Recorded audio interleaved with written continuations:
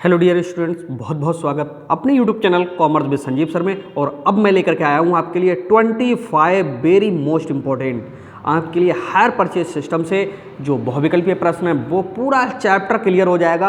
अगर कहीं पर भी छोटा मोटा आपका डाउट होगा वो भी इन MCQ से एकदम क्लियर हो जाएगा। और ये MCQ आपके लिए बहुत अच्छी बुक्स से मैंने सेलेक्ट किए हैं, सभी को देखना है और आपको ऑप्शन भी लगाते चलना है। आपको अपने माइंड में सेट करते चलना है कि इसका कौन सा सही है और कितने सही हो पाए ये कमेंट बॉक्स में ज़रूर लिखना और चैनल को सब्सक्राइब कर लीजिएगा। PDF नोट्स के लिए आप हमारे चैनल पर मिल सकते हैं, जहां से आपको PDF नोट्स प्रोवाइड करा दिए जाएंगे।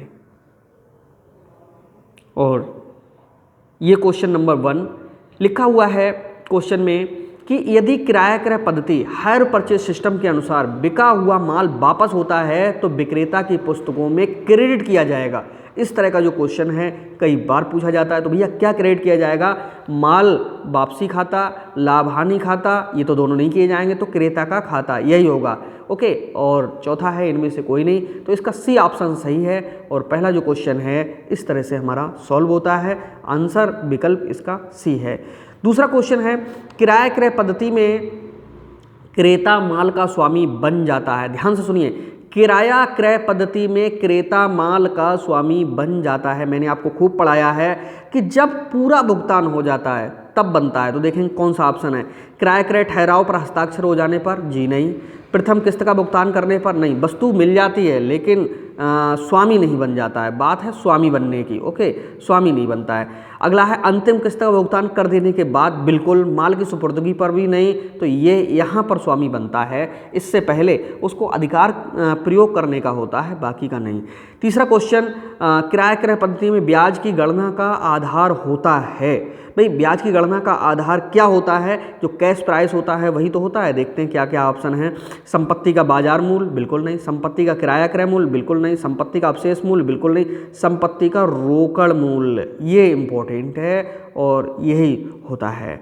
अगला है किराया क्रय पद्धति में जोखिम हस्तांतरित होती है। भाई जोखिम का मतलब क्या होता है? जोखिम का मतलब होता है कि कहीं पर भी अगर नुकसान हो रहा है, ठीक है, वस्तु खराब हो रही, तो क्या होता है? तो किराया क्रय पद्धति में अंतिम जोखिम हस्तांतरित होती है किसके लिए? क्रेता के लिए। इससे पहले तो विक्रेता पे ही रहता है। तो कब रहती है? जब पूरा भुगतान हो जाए हैं। तो पहला है अंतिम किस्त के भुगतान पर, यही सही होगा। प्रथम किस्त पर भी नहीं, 51% पे भी नहीं, 30% पे भी नहीं। तो इसका जो सही आंसर है वो क्या है? वो यही है कि भैया जब अंतिम भुगतान हो जाएगा तो ही जो हस्तांतरण है जोखिम का होगा। नेक्स्ट है अधिक मूल्य वाली संपत्तियां खरीदने का उचित माध्यम क्या है? भाई जिन संपत्तियों को सामान्य व्यक्ति नहीं खरीद सकता है और उनकी कीमत जब अधिक है तो उनको कैसे करके खरीदा जाए? तो पहला है किराया क्रय पद्धति, दूसरा उधार क्रय पद्धति, तीसरा किस्त भुगतान पद्धति और डी है उपयुक्त सभी। तो इसका सभी नहीं होगा।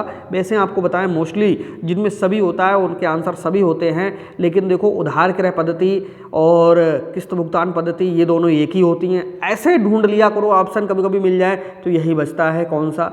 किराया क्रय पद्धति। नेक्स्ट है क्वेश्चन, किराया क्रय पद्धति का क्रय प्रक्रिया पूर्ण मानी जाती है। तो भैया कब पूरी मानी जाती है? तो अंतिम किस्त देने के बाद, प्रथम किस्त देने के बाद, निश्चित अंश चुकाने के बाद, 51% के बाद? जी नहीं। जब तक अंतिम किस्त नहीं देते तब तक कभी भी वस्तु को वापस किया जा सकता है। तो इस तरह से इसका जो ऑप्शन होगा वो कौन सा? ए ही ठीक होगा। अगला है क्वेश्चन, नगद मूल्य ना दिया हुआ हो। भाई कभी कभी होता है कैश प्राइस नहीं दिया हुआ होता है, तो ब्याज की गणना के लिए सूत्र क्या होता है? भैया इंस्टॉलमेंट गुणे दर बटे 100 में रेट को जोड़ दिया जाता है। तो इसका पहला ही ऑप्शन लिखा हुआ है, यही हमारा ऑप्शन सही है। तो इस तरह से इस पहले वाले ए वाले विकल्प का प्रयोग हम लोग कर लेंगे। अगला क्वेश्चन है, किस्त का भुगतान करने में त्रुटि होने पर विक्रेता को संपत्ति को जब्त करने का अधिकार होता है।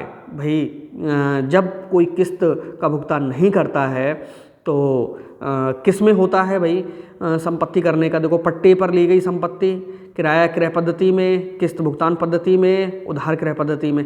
तो किस्त भुगतान में तो पूरा पेमेंट करना ही है और उधार क्रय पद्धति में भी तो किराया क्रय ही बचती है। तो किराया क्रय पद्धति में बी विकल्प इसका सही है।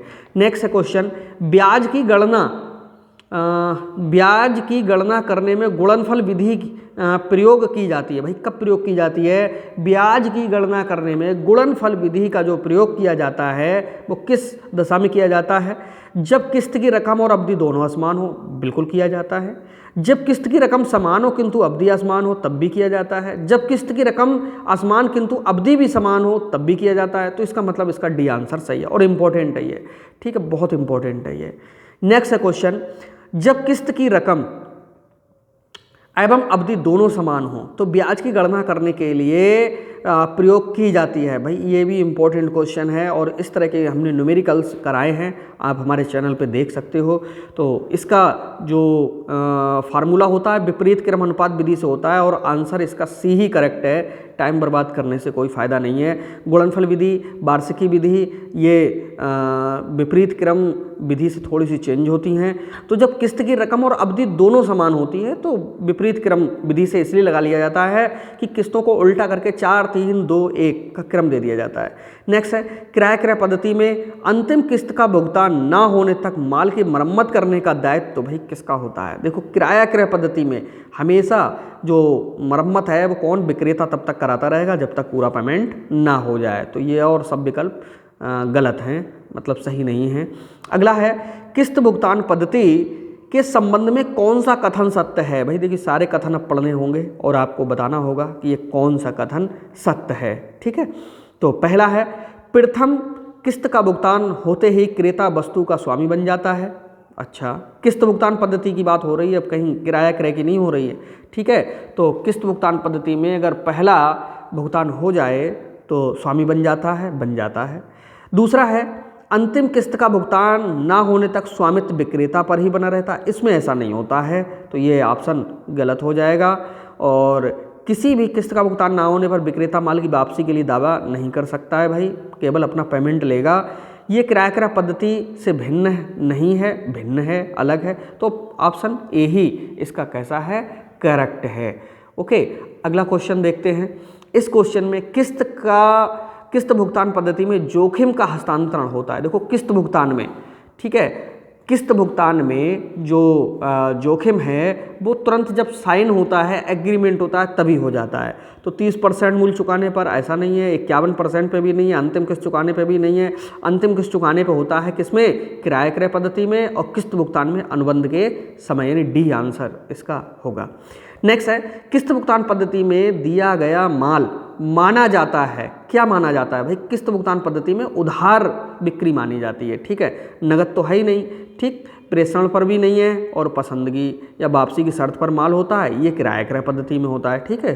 तो इसकी उधार बिक्री मानी जाती है। कहीं पर उधार पद्धति लिख के आ जाए तो समझ लेना कि वो किस्त भुगतान पद्धति ही होगी। कमेंट ज़रूर करिएगा कि आपको ये हमारा वीडियो कैसा लग रहा है, जो क्वेश्चंस हैं वो कैसे हैं।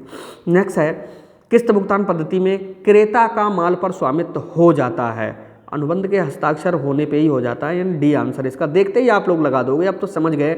इस तरह के बहुत सारे क्वेश्चन आ चुके हैं, ये कोई नहीं है, ठीक है। तो इसका डी आंसर सही है। ब्याज संदेह खाते की बाकी में क्रेता प्रतिवर्ष लिखता है। क्या लिखता है भाई? ब्याज संदेह खाते की बाकी में क्रेता प्रतिवर्ष किधर को लिखता है? व्यापार खाते में नहीं लिखता है, लाभ हानि में नहीं, चिट्ठे में, दायित्व में नहीं लिखता है, संपत्ति में लिखता है। तो इसका डी आंसर करेक्ट होगा, ठीक है, डी आंसर होगा इसका। ब्याज संदेह खाता का शेष विक्रेता प्रतिवर्ष लिखता है। अरे तो ब्याज संदेह खाता का शेष है, पहले बाकी था, ठीक है, ऊपर वाले में बाकी था, बाकी क्रेता प्रतिवर्ष लिखता है, और ये ब्याज संदेह खाते का शेष प्रतिवर्ष लिखता है, और वो लिखता है किसमें जाकर के? बी पॉइंट इसका ठीक है, चिट्ठे में दायित्व की ओर, ठीक। तो यहाँ से ऑप्शन हमारा ए और सी दोनों नहीं है, डी भी नहीं है, बी सही है। नेक्स्ट है 19 नंबर पे, ये 19वां क्वेश्चन है। क्या है कि किस्त भुगतान पद्धति एवं किराया क्रय पद्धति में विशेष अंतर है। क्या अंतर है? और विशेष अंतर है किसका? स्वामित्व के हस्तांतरण का और किस्त के भुगतान ना होने पर विक्रेता द्वारा भुगतान की हुई किस्तों को जब्त करने का, ठीक है। तो यहाँ पर आपको बताएं ये दोनों ठीक हैं। तो उपयुक्त दोनों का, इनमें से कोई नहीं, तो सी इसका कैसा होगा, करेक्ट होगा। तो इस तरह से ये प्रश्न नेक्स्ट देखते हैं हम। और नेक्स्ट प्रश्न में देखिए क्या है, लिखा हुआ है किस्त भुगतान पद्धति में किस्त का भुगतान किया जाता है क्या, एक बार, बार बार, साप्ताहिक, निश्चित समय अंतर पर, जब टाइम पीरियड होता है तभी किया जाता है। नेक्स्ट है किराया क्रय पद्धति में स्वामित्व का हस्तांतरण होता है, कब होता है किराया क्रय पद्धति में, जब तक लास्ट पेमेंट ना हो जाए। तो पहला भी नहीं है, दूसरा भी नहीं है, तीसरा भी नहीं है, चौथा है, ठीक है, अंतिम किस्त पर। अगला है क्वेश्चन, किराया क्रय मूल्य क्या होगा यदि सुपुर्दगी के समय 4000 रुपये, नगद मूल्य 10,000 रुपये एवं कुल ब्याज कितना 2,000 रुपये हों। ठीक है, तो भाई ब्याज नगद मूल्य है 10 और ब्याज है 2, तो किराया क्रय मूल्य दोनों को जोड़ करके कर लीजिएगा, तो इसका ऑप्शन कितना 12,000 निकल करके आएगा। ठीक है, और अगला क्वेश्चन है हमारा कि ए ने बी से एक मशीन किस्त भुगतान पर खरीदी, मशीन का नगद मूल्य 12,000 है, मूल्य का भुगतान 2,000 रुपये तुरंत 4 से 4,200 रुपये की 3 वार्षिक किस्तों में करना है, 12% वार्षिक की दर से ब्याज की व्यवस्था करनी है। तो द्वितीय वर्ष का ब्याज होगा भाई कितना होगा, बताओ आप लोग कितना होगा, इसको कैलकुलेट करना होगा और कैलकुलेट करके जो ऑप्शन आएगा वो बी ऑप्शन निकल करके आएगा। ओके, नेक्स्ट क्वेश्चन, क्रेता के लिए किस्त भुगतान अनुबंध होता है, भाई किसमें किस्त भुगतान का अनुबंध होता है, उधार क्रय में होता है। ठीक है, और इसका नगद क्रय में ज़रूरत नहीं है, नगद विक्रय में ज़रूरत नहीं है, उधार विक्रय में ज़रूरत नहीं, उधार क्रय में ज़रूरत होती है। ओके, नेक्स्ट क्वेश्चन, किस्त भुगतान पद्धति में क्रेता द्वारा ब्याज की रकम प्रतिवर्ष जमा की जाती है, भाई कहाँ जमा की जाती है, ब्याज संदेह खाते में। ठीक है, तो यहाँ से इस तरह से ये क्वेश्चन थे, कैसे लगे आपको ज़रूर लिखना है, और इन सारे क्वेश्चंस को एक बार रिपीट ज़रूर करेंगे, और जितने भी क्वेश्चंस हैं आपके लिए ये हमने बताए, इनसे कोई भी क्वेश्चन आउट आपको मिल नहीं सकता है, ये तो हमारा दावा है। और जितनी भी तैयारी आप कर रहे हो जम के करिएगा, और हम आपके लिए अब ये MCQ की सीरीज़ इसी तरह से देते रहेंगे। और जिन लोगों के लिए इनके नोट्स चाहिए तो ऑफिस का व्हाट्सअप नंबर है 97198111 और 01। तो मिलते हैं नेक्स्ट वीडियो में, तब तक के लिए बाय बाय।